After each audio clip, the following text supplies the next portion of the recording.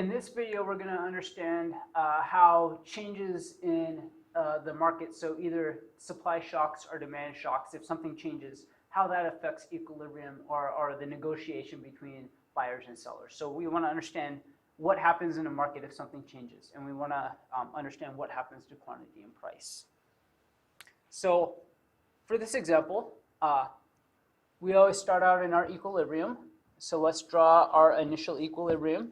Q on the x-axis, quantity, and price on the y-axis. We have demand and supply, and where supply equals demand gives us our equilibrium. So equilibrium price will be P star, equilibrium quantity will be Q star. So we learned that in equilibrium, if the market remained exactly like this, then price would be set at P star forever, and Q star would be sold forever. So at equilibrium, there's no incentive to change. But if we look at the world around us, we understand that prices change all the time. So something else must be going on here, or otherwise we'd say that this model is broken. So in this case, we might have some additional outside forces besides quantity and price that would affect seller behavior or buying behavior.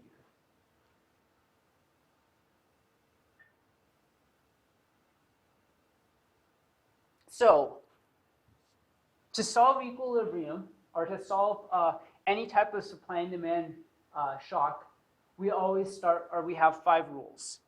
So the first one, so we have 5 steps. So these are steps to supply and demand problems. Step 1 is always graph an initial equilibrium.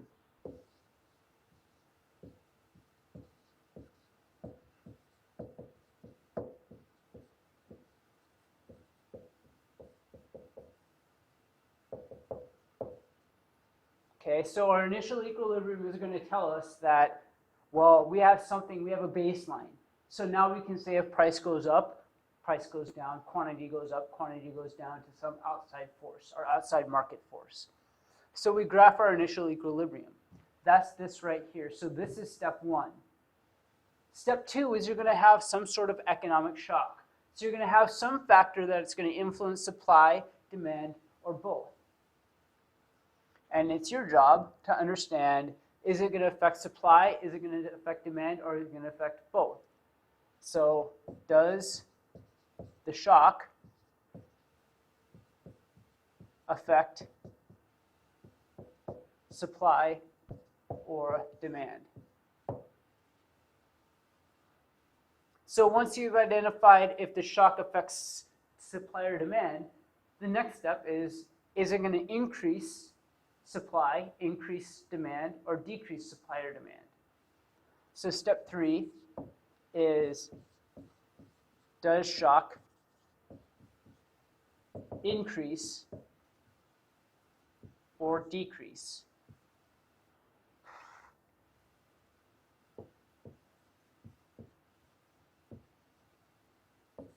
S or D?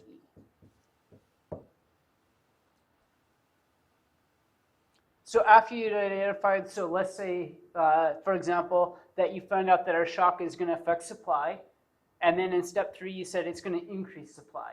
So we know that supply is going to increase. So step 4 is graph it,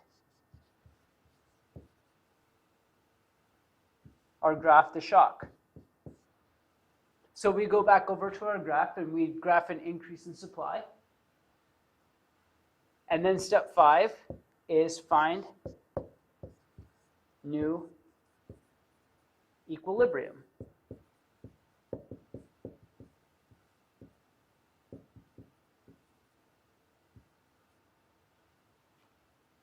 Okay, so these are all the steps that we'll need to solve supply or demand problems. And there will also be a video of this, or we'll go through plenty of examples of how to solve these problems. But for this video, I want to keep it simple, and we're just going to go over one example for this video. So let's see.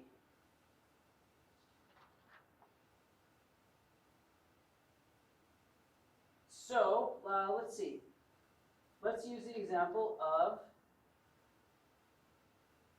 we're looking at the market for corn. Okay, so a question might be phrased such as this. We're looking at the market for corn. So we have bushels of corn and the price of corn. And if we're looking at the market for corn, a question might be phrased that suppose there is a drought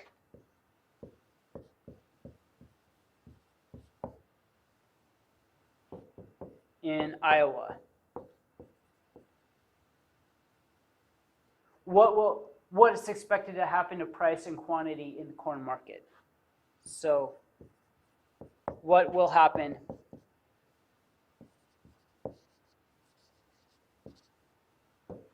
to P star and Q star in the corn market?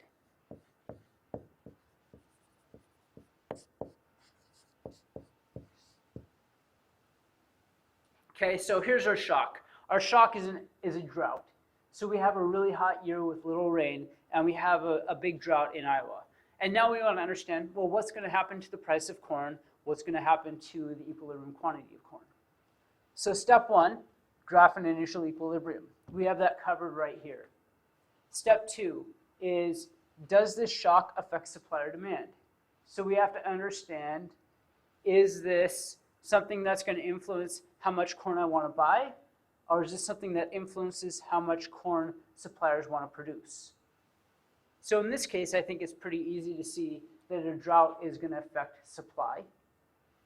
So supply is going to be affected. And using our cheat sheet, we could say that maybe this is a decrease in technology or an increase in the price of an input or something like that. So we see that there's a drought, maybe less farmers, so the number of farmers decreases. So if we have a drought, that means that we have less corn available, so affecting the supply. Step three, is it going to increase or decrease supply? And I think it's pretty easy to see that a drought would decrease the number of corn, or the number of bushels of corn that we have available on the market. So we would say that supply would decrease. So it withers up our crops and we have less corn available. Okay, so what happens then? Well, let's graph it. So we go to step 4 and we have to graph a decrease in supply. So a decrease in supply is represented by a movement of the supply curve shifting to the left. So we take our supply curve and we shift it to the left. S prime to denote my new supply. So S went to S prime, and I put the arrow there to show me that supply shifted to the left. And then we go to step 5, is find our new equilibrium. So if we have a drought that affects how much corn that we can produce, our new equilibrium is where new supply equals our demand curve. So that's our market clearance is no longer here, but now it's here where S prime equals D. So we have a new equilibrium price that is higher. So we would expect the price of corn to go up. And as a result, equilibrium quantity should fall. So we have Q star going down to Q star prime. Again, I use the primes to denote prime here. So no prime, prime denotes my original and then my new. Here's my original quantity and my original new quantity, original price and my new price in equilibrium. Okay, so as a result of a drought in Iowa, I could say that you can expect to see less corn available at the market, and if you do see it, it'll be at a higher price. Okay, so in this case, we can use supply and demand problems. We can use this model to represent supply and demand problems, and they do a very, very good job of helping us understand what would go on in these situations. Let's go through one more example. Okay, so in this case, we said that there was a drought that affected the price of corn. So we know that price of corn goes up, quantity of corn goes down. Okay, now For the second one,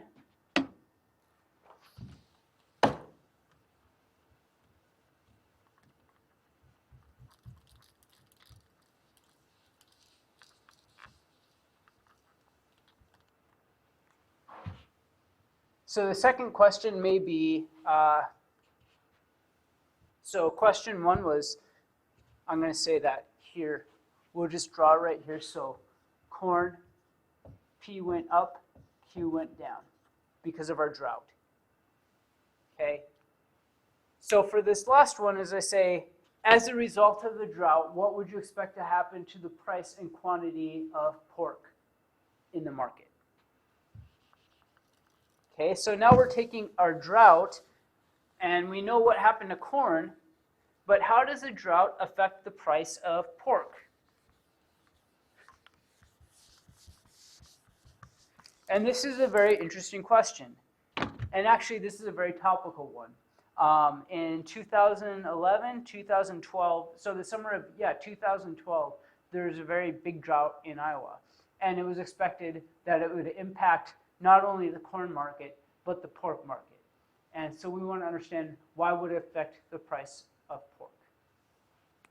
So here, we're going to use our supply and demand analysis to help us understand how a drought in Iowa could affect the price of pork. So step one, graph initial equilibrium in the pork market.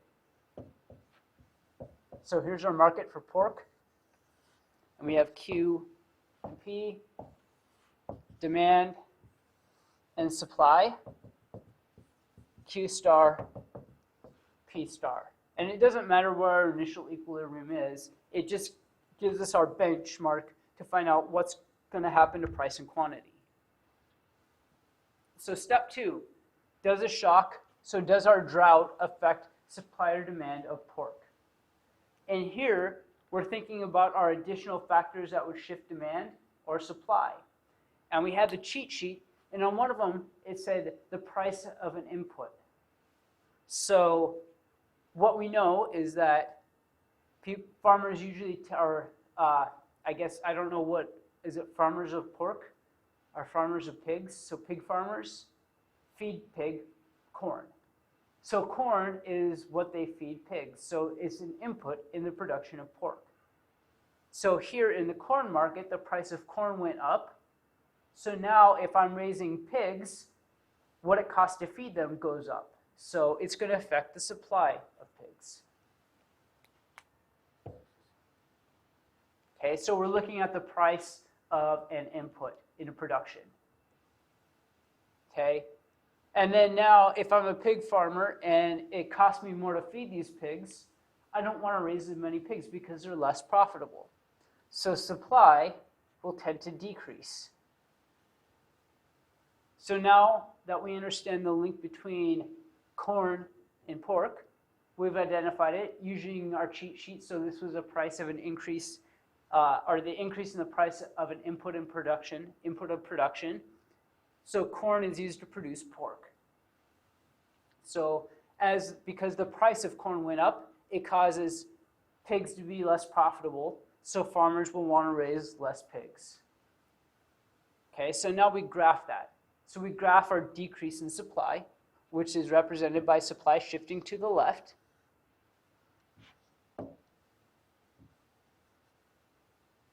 So I shift the supply to the left. Step 5 is find my new equilibrium, which is where my new supply or demand curve equals my other one. So S prime equals D gives me my new equilibrium, and that occurs right there. So we have P star prime and Q star prime. So I can say that as a result of our drought in the summer of 2012, we would expect the price of corn to go up because there's less corn available. And as a result, newscasters people were predicting that the price of pork and the price of cattle would increase as well because corn is used to feed pigs and cows. So we would expect consumers to pay a higher price for pork chops and beef at the grocery store as a result of this drought. So overall, what was predicted, we can analyze, or if you read a newspaper, you can understand why they're saying those things. So supply and demand gives us a very, very good model to understand movements in certain markets. So in this case, we're analyzing the pork market or the corn market. We could use it to analyze the market for cars. We could use the market for DVDs, the market for music. We could even use the market for illegal drugs. So supply and demand is going to be a very, very general framework that we're going to be using quite often, and it's still the main workhorse in most of undergraduate economics. So this kind of analysis is extremely important, and these 5 steps will help us get any of these problems right. And this type of tool is useful because even if you're reading a newspaper, you can sketch a quick supply and demand graph and understand why the newspaper is saying what it is. Thanks.